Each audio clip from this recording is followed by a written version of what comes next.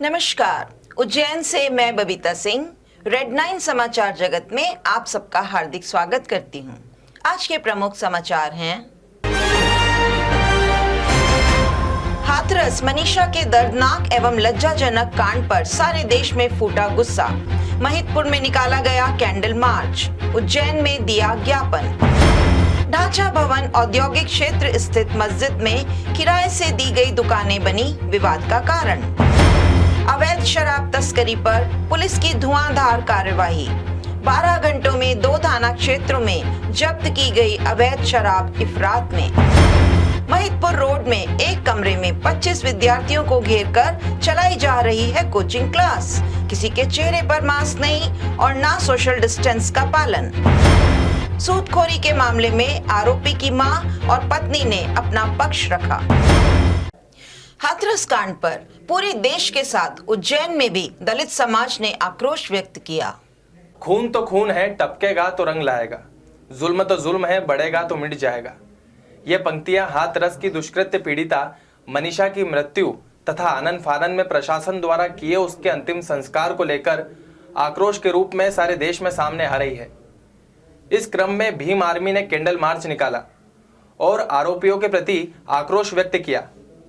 झारड़ा महिदपुर में निकले इस कैंडल मार्च ने सामाजिक जागरूकता का वातावरण बना दिया। इस प्रकार उज्जैन में आदर्श वाल्मीकि कल्याण सभा ने मनीषा कांड पर आक्रोश व्यक्त करते हुए राष्ट्रपति के नाम संबोधित ज्ञापन एसडीएम को सौंपा है। संगठन के पदाधिकारी राकेश गिरजे ने कहा, आज जो हमने आदर्श वाल्मीकि महापंचायत और सभी वाल्मीकि समाज के संगठन, आजाद संगठन, एससी कांग्रेस, मतलब जो भी हमारे सामाजिक संगठन है अनुसूचित जाति के, उन सब ने आज तो ये एक चेतावनी के रूप में एक ज्ञापन दिया है। अगर उचित न्याय और उनको नहीं मिला तो हम सड़कों पे आने पे मजबूर होंगे, कानून हाथ में लेने पे मजबूर होंगे। हम कानून का भी पालन करते हैं, हम संविधान को मानने वाले लोग हैं, हम बाबा साहब को मानने वाले लोग हैं। तो हमारा ये निवेदन है कि ऐसी घटना आगे से न हो। ये आज हमने चेतावनी दी है। अगर इसके ऊपर उचित कार्रवाई, उनको न्याय नहीं मिलता, उस बहन को न्याय नहीं मिलता, उस परिवार को न्याय नहीं मिलता है, तो हम सड़कों पर आके कानून हाथ में लेंगे। यही हमारा आज आंदोलन का शंखनाद है। ढांचा भवन स्थित मस्जिद में बनी दुकानें बन गईं विवाद का कारण। स्थानीय महिलाओं ने दुकानदारों पर अभद्र व्यवहार का आरोप लगाकर तोड़फोड़ की। ढांचा भवन स्थित मुस्लिम समाज की एक मस्जिद में बनी दुकानें बड़े विवाद की वजह बन गई हैं। इन दुकानों में काबिज दुकानदारों का कहना है कि हम दुकानों का किराया निर्धारित तारीख पर जमा कर देते हैं। मेरे पे भी करीबन 2 महीने से यहाँ पे डाली थी दुकान। मेरा कंप्यूटर वगैरह सब टूट चुका है, मेरा गल्ले का टूट चुका है, गल्ला भी टूट चुका है। यहाँ पर किराए का मीटर चल रहा था, क्योंकि किराया दारुल क़या में जमा करते थे हम लोग। दारुल क़या जो मुसलमानी अदालत है वहाँ पर जमा करते थे हम लोग किराया। वहाँ करीबन तकरीबन 50,000 रुपये जमा है हमारा। रसीद भी हमारे पास। यहाँ के जो अध्यक्ष लोग हैं उनको हमने मनी ऑर्डर भी करा है, सब करा है। ये सब चीज़ में फेल होगा, कानूनी कार्रवाई में लोग फेल हो गए, हमारी इस्लामिक अदालत में लोग फेल हो गए। इस कारण इन्होंने ये हरकतें करी है यहाँ पर। दूसरी तरफ क्षेत्रीय महिलाओं का कहना है कि हमारे साथ आते जाते अभद्र व्यवहार होता है, लिहाजा हमने विरोध किया। हमने ये मस्जिद की है, ये हमने ये रात में करी। सब हम सारी भीड़ थी पूरी कॉलोनी की, और सारी भीड़ आई और भीड़ों ने सबने तोड़ दी इसको। और लेडीज से हम सब इसमें शामिल थे, हम सब हमारी सहमति से हुआ ये सब कुछ। सामने बाहर रखा रात भर। और ये यहाँ पर दारू पिलाते हैं, गाली गलौज करते हैं, जिसकी वजह से हमारा दुभर हो गया था निकलना। इसलिए और हमने इनके हाथ पैर भी जोड़े, मिन्नतें भी करी। मस्जिद के सदर और कांग्रेस के पूर्व ब्लॉक अध्यक्ष अकबर खान का कहना है कि इस मामले से मेरा कोई लेना देना नहीं है। ये श्रीमान बाहर अंडे का ठेला लगाते थे, किसी टाइम में इन्होंने किसी आदमी से नकली वो करा के एग्रीमेंट करा के 2.5 साल से रह रहे थे यहाँ। इनको बहुत समझा, खाली कर दो, खाली कर दो। यहाँ का जनसमूह जागा, महिलाएं जागी रात को। पूरे ढांचा भवन के लोगों ने रात को आके और उन्होंने जो है इनकी दुकान का सामान बाहर रख दिया और मस्जिद पे अपना सामान रख दिया। पूर्व पार्षद सलीम कबाड़ी ने कहा कि हमारे समाज का अंदरूनी मामला है, आपसी समझदारी से हम समाज के अंदर ही सुलह समझौते से इसे निपटा लेंगे। एक समाज का मामला मस्जिद का मामला है, और ये मामला ऐसा है कि कोई मेरा है तेरा किसी घर का नहीं है, मस्जिद है, अल्लाह का घर है, इसके अंदर कोई पक्षपात तो कर नहीं सकता। अब इन्होंने दुकान को खाली कराया है, ये थोड़ा सा ये कह रहे हम पहला समझा समझे कि इनको थक गए हैं भाई, कि थोड़ा सा इनका ढंग अच्छा नहीं है। थाने से निपटारा होगा, मैं कोशिश कर रहा हूँ बैठ के निपट लें तो अच्छी बात है। दोनों को बिठा के एक चक्कर और समझाते हैं, थाने गए मैं भी जाता हूँ, उनको समझाता हूँ। समाज का मसला है, समाज में बैठ के ही निपटाना पड़ेगा। अवैध शराब का धंधा करने वालों पर पुलिस की त्वरित और प्रभावी कार्यवाही। शराब और वाहन जब्त, आरोपी भी पकड़ाए। अंगूर की बेटी शराब के दो रूप हैं, एक वैध और दूसरा अवैध। अवैध शराब अवैध रूप से बनती और बिकती है। बिकने के लिए ठिए तक पहुंचाने को ही अवैध शराब की तस्करी कहते हैं, जो कानूनन अपराध है। ऐसे ही अपराध को करने वाले दो मामले सामने आए हैं, वह भी महज 12 घंटे में। एक मामले में थाना नीलगंगा क्षेत्र में एक पिकअप वाहन से 88 पेटी शराब पकड़ाई, आरोपी मौके से भाग निकले। दूसरा मामला थाना चिंतामण का है, यहाँ भी पुलिस ने पिकअप वाहन से 90 पेटी शराब जब्त की, साथ ही 3 आरोपी भी गिरफ्तार किए गए। कार्यवाही की जानकारी देते हुए एडिशनल एसपी रूपेश द्विवेदी ने बताया, थाना चिंतामण गणेश में कल शाम को एक अवैध शराब का परिवहन करते हुए वाहन पकड़ा गया है, जिसमें 90 पेटी शराब पकड़ी गई है और 3 आरोपी पकड़े गए हैं। इसी प्रकार से आज सुबह थाना नीलगंगा क्षेत्र में लगभग 88 पेटी अवैध शराब पकड़ी गई है और एक वाहन पकड़ा गया है पिकअप, जिसमें जो उसके आरोपीगण थे वो मौके से फरार हो गए हैं। वाहन और शराब जब्त कर ली गई है और जो फरार आरोपी हैं उनके ढूंढा जा रहा है, तलाश किया गया। कितने कीमत की शराब लाखों की है। हम नहीं सुधरेंगे की तर्ज पर महिदपुर रोड में संचालित की जा रही है कोचिंग क्लास। ना मास्क ना सोशल डिस्टेंसिंग। कोरोना संकट को भी ठेंगे पर मारते हुए कुछ सूरमा नुमा लोग कीर्तिमान बनाने से बाज नहीं आ रहे हैं। ऐसा ही मामला सामने आया है महिदपुर रोड में। यहाँ एक कोचिंग क्लास में मात्र एक कमरे में 25 विद्यार्थियों को समेटकर पढ़ाई करवाई जा रही थी। इस क्लास में आवश्यक सोशल डिस्टेंसिंग का अता पता नहीं था, साथ ही किसी विद्यार्थी ने मास्क नहीं लगा रखा। सूदखोरी के मामले में आरोपी भाजपा नेता के परिजनों ने रखा अपना पक्ष, कहा पूरा मामला राजनीति से प्रेरित। सूदखोरों से तंग आकर खुदकुशी कर लेने वाले फोटोग्राफर नीलेश के मामले में आरोपी दिग्विजय सिंह चौहान को निर्दोष साबित करने के लिए उसकी माता और पत्नी ने एक ज्ञापन आईजी पुलिस को प्रेषित किया है।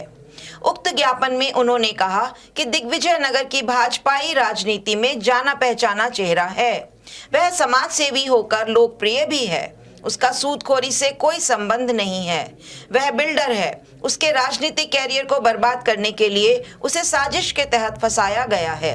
अपना पक्ष रखते हुए उन्होंने कहा, आज मेरे बेटे को इतना उठाना जा रहा है, इतना सब कुछ कर रहा है, क्योंकि राजनीति में उसने अपनी पहल बनाई है। आज उसने अपना पद किया, इतनी छोटी उम्र में आज वो भाजपा का मंडल का अध्यक्ष बना है, दौलतगंज मंडल का।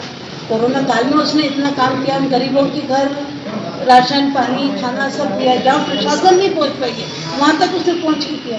उसका नाम उसकी छवि छाई है पूरे उसमें। ये सिर्फ राजनीतिक दल चल रही है, उसको फंसा रहे हैं।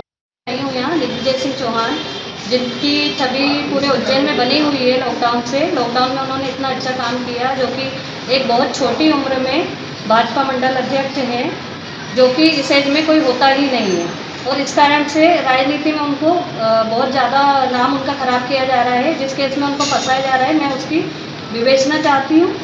हिंदू महासभा के अध्यक्ष पर आत्मघाती हमले के विरोध में संगठन ने दिया ज्ञापन। जैसे जैसे हिंदुत्ववादी संस्थाओं का देश में वर्चस्व बढ़ता जा रहा है, उनकी वैचारिक विरोधी संस्थाओं और व्यक्तियों की प्रतिक्रियाएं सामने आने लगी हैं।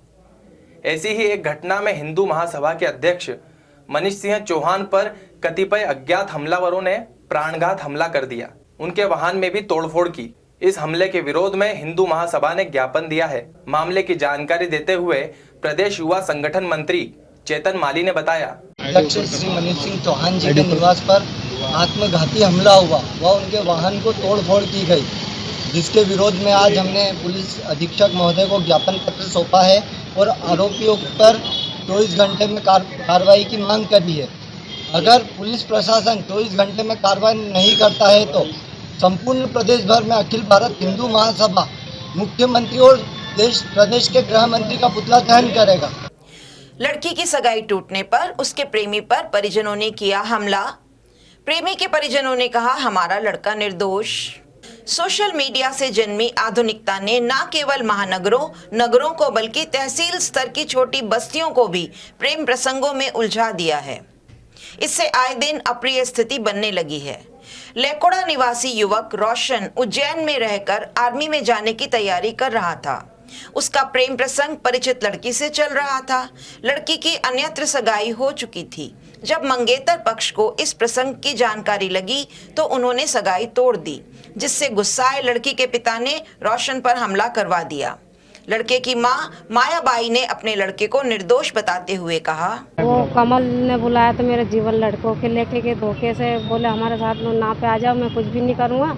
और उसने धोखा करा और वहाँ लेकोड़े लेके मेरे बेटे को जीवन को खूब मारा और मेरे को भी मारा और मेरी शादी भी उतार दी कमरे में बंद। क्या मैटर क्या आखिर? वो लड़की नुके कि लड़की बार बार फोन करती है मेरी लड़की को, तू बार बार फोन करता है नुके ऐसे धोखे से फंसा रहा वो हमको। ये लड़की के कारण हुआ सब। वो लड़की ने फ़ोन लगा के परेशान कर दी थी मेरे भाई को, और वो अपोजिट पार्टी जो थी ना, उस लड़की की सगाई हो गई थी। तो उस लड़के ने क्या नाम लिखा दिया कि मैं तुझसे सगाई छोड़ रहा हूँ और वो तू उससे फंसी रखी, ऐसा केस करके उस लड़के ने बहाने करके इसको तो मतलब बहाना लेके सगाई तोड़ दी। और वो लड़की का बाप मेरे जीवन भाई को ज़बरदस्ती फंसाने के चक्कर में यहाँ से लाया लिकोड़े से पहला फुसला कर, और यहाँ से फिर वो असमपुरा के बल्ले पे ले गया।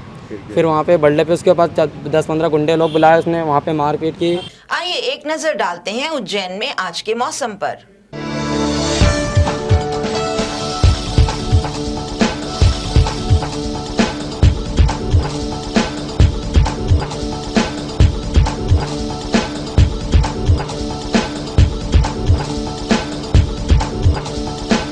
और अंत में एक बार फिर आज के प्रमुख समाचार। हाथरस मनीषा के दर्दनाक एवं लज्जाजनक कांड पर सारे देश में फूटा गुस्सा। महिदपुर में निकाला गया कैंडल मार्च। उज्जैन में दिया ज्ञापन। ढांचा भवन औद्योगिक क्षेत्र स्थित मस्जिद में किराए से दी गई दुकानें बनी विवाद का कारण। अवैध शराब तस्करी पर पुलिस की धुआंधार कार्यवाही। 12 घंटों में 2 थाना क्षेत्रों में जब्त की गई अवैध शराब इफरात में। महिदपुर रोड में एक कमरे में 25 विद्यार्थियों को घेरकर चलाई जा रही है कोचिंग क्लास। किसी के चेहरे पर मास्क नहीं और ना सोशल डिस्टेंस का पालन। सूदखोरी के मामले में आरोपी की मां और पत्नी ने अपना पक्ष रखा। ये थी उज्जैन की प्रमुख खबरें। ताजा खबरों के लिए देखते रहिए रेड 9। नमस्कार।